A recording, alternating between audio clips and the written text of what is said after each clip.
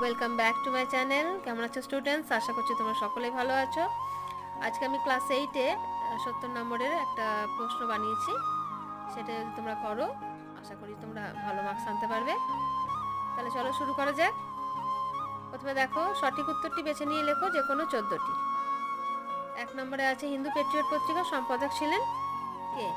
Option আছে হরিশচন্দ্র মুখোপাধ্যায়, তারপর নবগোপাল মিত্র, তারপর আছে রামমোহন রায়।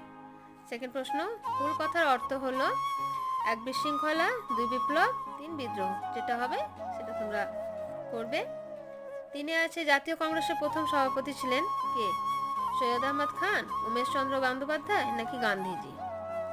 তারপরটা হচ্ছে কলকাতায় ফোর্ট উইলিয়াম কলেজ প্রতিষ্ঠিত হয়েছিল কত খ্রিস্টাব্দে? 1800, 1817 নাকি 1830 খ্রিস্টাব্দে? তারপরটা হচ্ছে কৃষক প্রজাপার্টির নেতা ছিলেন কে? মোহাম্মদ আলী জিন্না,